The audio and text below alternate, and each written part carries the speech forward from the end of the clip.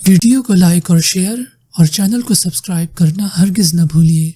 अगर आपका बच्चा तो टर्न का इंतजार कर रहा है, दूसरे बच्चे नहीं कर रहे होते, उसको टर्न नहीं दे रहे, वो आ रहा है आपके पास आके शिकायत करता है कि भाई इस चीज को करें, जबकि बच्चे छोटे हैं, 4 साल का है, 4.5 साल का बच्चा है। अब वहां पे हम किस हद तक इन्वॉल्व हों या उसको बोले आप खुद से जाके करो, वो खुद से नहीं हैंडल कर पा रहा, उससे इसको आ रहा है आपके पास रोता हुआ कि मुझे मेरी टर्न नहीं मिल रही है।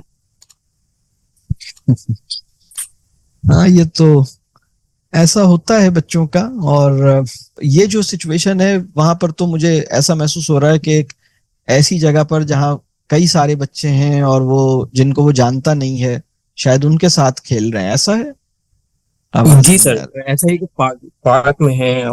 ऐसा कीजिए कि घर में या पार्क में चंद बच्चों को जमा करके पहले आप एक इंट्रोडक्शन कीजिए, और फिर आप ये काम कर सकते हैं कि कोई मिल के एक ऐसा खेल जिसमें आप भी शामिल हो जाएं और आप मिल के खेलें उनके साथ, वो बहुत अच्छा होगा।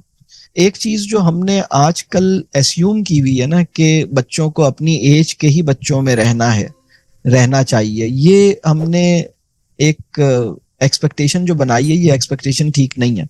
बच्चों की जरूरत यह है कि उनको अपनी एज से बड़ों में और छोटों में, यानी मिक्स्ड एज ग्रुप जो है वो उसमें बच्चों को जाना चाहिए। तो और बच्चों के खेल में कभी पेरेंट्स भी शामिल हो सकते हैं। आप अगर उनको लेके जाते हैं पार्क, तो आप वो 4 साल का बच्चा, उसके साथ हो सकता है कोई 3 साल का बच्चा। 3 साल से छोटे बच्चे काफी छोटे हो जाएंगे, वो तो अपने पेरेंट्स के साथ ही, यानी इतने छोटे बच्चों के साथ तो उनके पेरेंट्स भी अगर इन्वॉल्व हो खेलने में तो वो अच्छा होगा। और थोड़े से कोई 5-6 साल का बच्चा भी मौजूद हो सकता है, तो और स्मॉल ग्रुप प्ले होना चाहिए, यानी 4-5 बच्चे हैं और उसमें कोई एल्डर भी है और वो मिल के बच्चों के साथ खेल रहे हैं और उसमें बच्चों का इंट्रोडक्शन भी हुआ है, तो ये मसला काफी हद तक सॉल्व हो जाएगा इंशाल्लाह। लेकिन अगर हम फर्ज कीजिए कि 4.5 साल के सारे बच्चे कहीं खेल रहे हैं और उसमें कोई बड़ा इन्वॉल्व नहीं है, खेलने में इन्वॉल्व नहीं है, तो ये एक दूसरे को जरा टफ टाइम मिलेगा।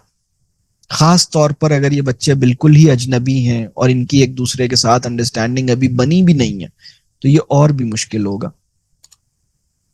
तो तारुफ इनका आपस में हो जाए, ग्रुप इसका छोटा हो जाए और इसमें एक बड़ा शामिल हो जाए, तो चीजें आसान हो जाएंगी इंशाल्लाह। मेरा क्वेश्चन ये था कि एक ही बिल्डिंग में रहने वाले दो कजन्स जिनमें एज डिफरेंस ज्यादा हो, 6 से 7 साल का डिफरेंस हो, उनमें अगर हम बड़े वाले कजन की तरफ से जेलसी के साइंस देख रहे हैं या फिर बहुत जल्दी गुस्सा हो जाने के, रिएक्ट कर देने के साइंस देख रहे हैं, तो उसको किस तरह से डील करना चाहिए?